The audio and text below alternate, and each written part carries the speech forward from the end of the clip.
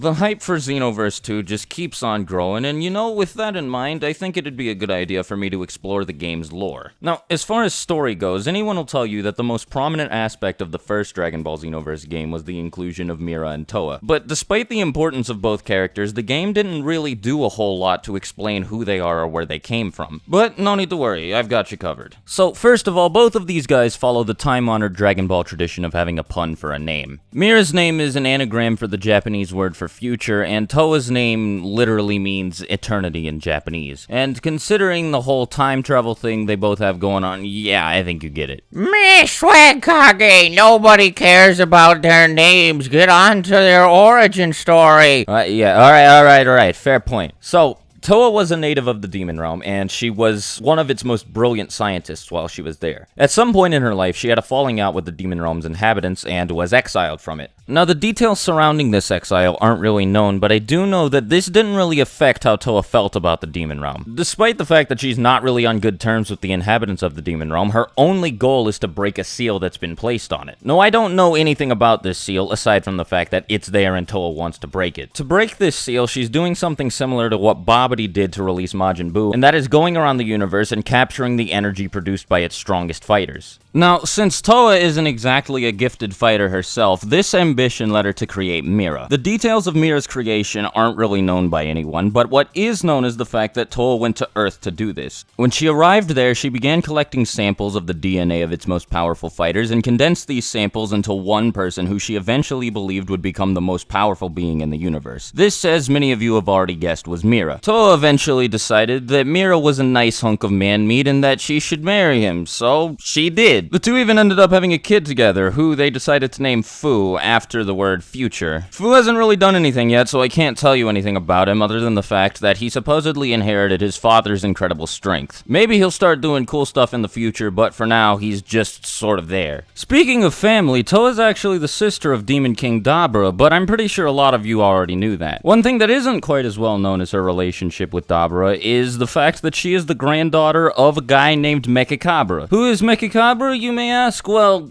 I don't really know much about him either. He hasn't really done a whole lot during the time that he's been around, but it is known that he had some sort of animosity with the Supreme Kai of Time, and obviously that he's a member of the same demon race as Dabra and Towa are. Mecha Cobra died some time ago, but in some issues of the Dragon Ball Heroes manga, Towa recently revived him. The thing is, the guy got revived in a pretty crappy state with an old and decrepit body, so Towa's currently in the process of gathering the Dark Dragon Balls. Now, the Dark Dragon Balls are actually a set of Dragon Balls that she had a Namekian Timebreaker create, but for whatever reason, they ended up scattering throughout space-time before she could use them. It also seems like making contact with one of the Dark Dragon Balls makes somebody more powerful, as when Frieza did this in the middle of his fight with Goku, he got a pretty significant power boost. Since the manga I'm referring to details Trunks' debut as a Time Patroller, that means that this manga takes place before any of the other Timebreaker or Time Patroller related events that I'm going to talk about in this video. Directly after the events of this manga, Mira and Towa decided to ally themselves with Demigra for whatever reason. The details about that alliance aren't really known yet, but it is pretty clear that the alliance is shaky and that Towa and Mira don't really seem too keen on helping Demigra out and vice versa. It's also worth pointing out that in Dragon Ball Xenoverse, Towa and Mira are at no point seen with any time breakers near them, and this is probably because of the fact that they hadn't founded the time breakers yet. So after they realized that it probably isn't a good idea to attempt to take on history's most powerful fighters by themselves, Mira and Towa decided to found the Timebreakers. Towa gave Mira the job of traveling throughout the universe and gathering some of its most powerful fighters to form the Timebreakers. These fighters included Namekians, Earthlings, androids, Majins, you name it, and they eventually helped him destroy New Namek with a spirit bomb in Age 851. Now, not only is that fucking awesome, but it also means that the Timebreakers were at least partially formed by Age 851. And considering the fact that it's very clear that the Timebreakers are present in Dragon Ball Xenoverse 2, and that game takes place in Age 852, I'd say that, yeah, the Timebreakers were at the very least starting out around the time of Age 851. Now, Mira and Towa do plenty of things after this, most notably in Dragon Ball Online, which takes place in Age 1000, but that stuff all happens way after Xenoverse 2, and this video was mainly to give context to that game's story. And if you guys want me me to follow this video up with another video about Mira and Towa and talk about everything else that they've done following these events, then yeah, sure, I'll go ahead and do that. But until then, I think I'm gonna leave you guys with this. Hopefully I'll see you guys next time, and yeah, that'll be all for me. Swagkage out. Bye.